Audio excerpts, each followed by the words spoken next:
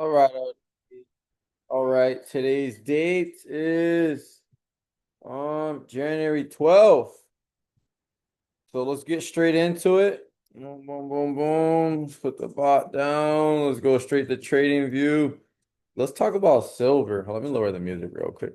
Let's talk about silver. We already know what to do with gold. Um, we'll glance at it. We are currently right under TP1. Um, We did make a new support. This was the beginning of a 4 hour candle that just started. I was glancing at it. I was thinking about jumping in.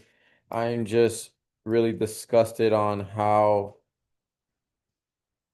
it just won't fill these gaps. It didn't fill this gap from this week, and last week it did not fill last week's gap.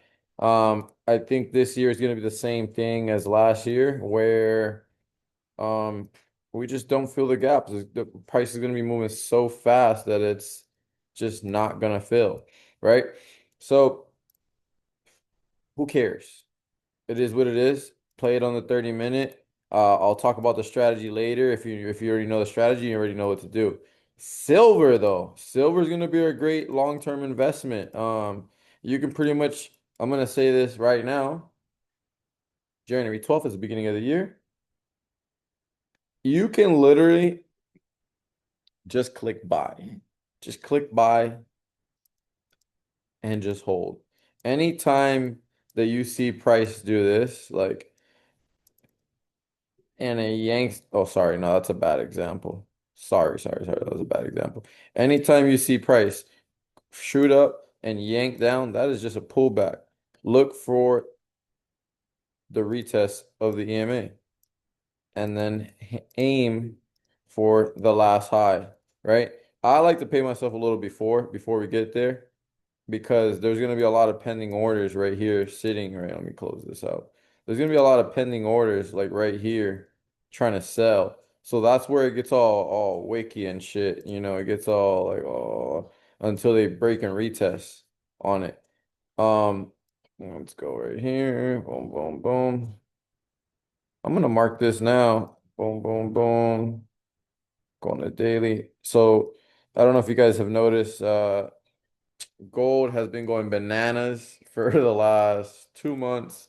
I think the same thing that gold did last year. I think it's time for silver to do the same thing, mainly because Asia's using silver for a lot of car stuff, and that's super important. Am I recording? Sure, I'm recording real quick. Oh, wow. Okay, cool. All right. So as far as Nas, we'll talk about Nas in a little bit. As far as silver. Um, Let me see. I saw the fibs in here earlier. We can do it on the 1 hour.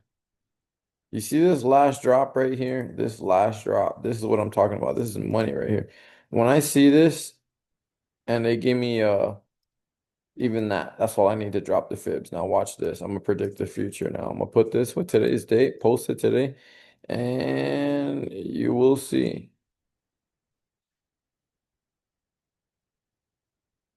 As long as we stay above the 50. As long as we stay above the 50, we're staying bullish. I don't really see metals dropping. They'll give us pullbacks, but I don't see it crashing. Uh, so anything above the 50 is a great buy. If I can catch a 78 extension, even better. But I mean, that's kind of like gold zone right there. That's like, this is just fucking money at that point. If you can get that, if you can catch that buy, awesome. But I feel like they already kind of did that last week. I'm a little annoyed they gapped up again right here. And it doesn't look like they want to fill it. Um, they were kind of giving us a head and shoulder on gold and silver. You see right here. But they're kind of retesting this, so I want to see if they're gonna break this right here.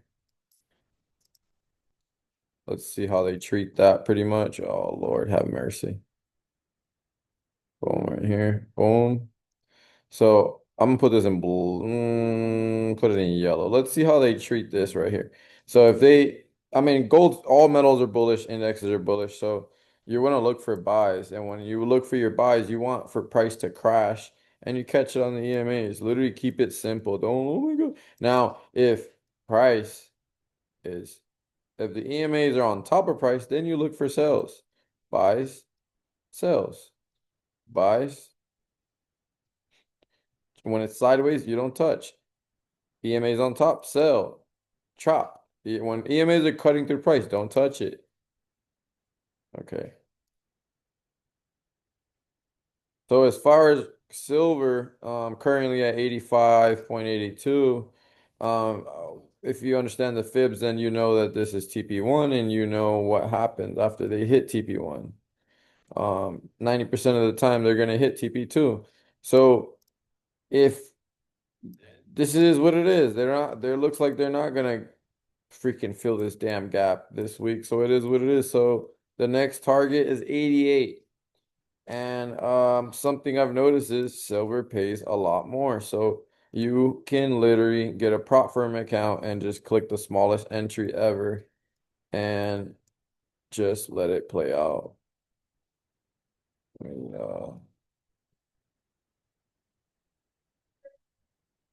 does that have a bottom wick? No bottom wick. So I'm gonna put an alert right there. And then if it breaks, and I highly doubt, but if it does break the neckline of the head and shoulders right here, I'm gonna be honest, not really interested in sales. I'd rather just be patient, let them drop it, right? If you want to sell play, this is how I would do it. Wait until they come back, break and retest of the zone. So you want this to be like this, right? And you take your entry, and I would aim for the gap. Before the gap, go for here, right? But I'm personally not interested in sales. It just makes me way more patient when I just let price crash and I catch it from the EMAs. A little trick I like to do is on the daily 4 hour and sorry, weekly daily 4 hour. So I don't need to do it on the weekly because price is way down here. So we'll go straight to the daily, extend the EMA, right? Boom. Go to the 4 hour, do the same exact thing. Same exact thing. Okay, just literally just grab a line, extend it. I like to be very accurate.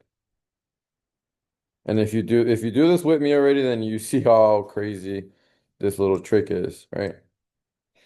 And if you have a couple EMAs on the chart, just add a little note right here. Look, uh, I like to do all caps personally. EMA 4 hour. So now when you go to the 1 hour or whatever time frame you want to jump in on your entry, you'll know that there's a lot of support around here. Oh my God, there's a gap right here. Oh my God, it's 50%. Oh my God. So if price crashes tomorrow, we have news. Feel like I was good. Hell yeah. If price comes down here with news, this is where I'm going to enter and go for TP2. And I don't need this right here. I think I'm gonna do 1,000 points. Wow. Oh,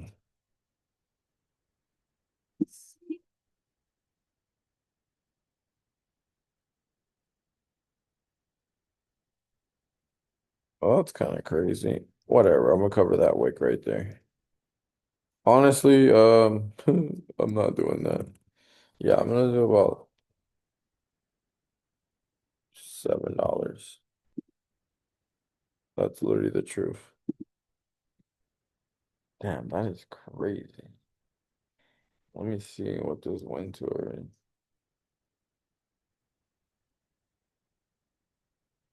Wow, the percentages on this look insane. Yeah, so wow. Let me just pause this video and post it right here. Um, if price comes down to 23%, I would love to buy. If it comes, let me. Let's just put it there. Let's just put it right there. And that looks crazy as hell still. Another entry would be right here. If they give us, this is more likely to happen. They'll probably sweep this low right here. They'll probably sweep it by a little, tap that right there, probably more than likely. They like to tap 1 hour. So, boom. And I'll go for TP2 from there. Moral of the story is you wait for the pullback because a head and shoulders pattern, when you see this, let's say you have a big ass run, pullback, big ass run, right?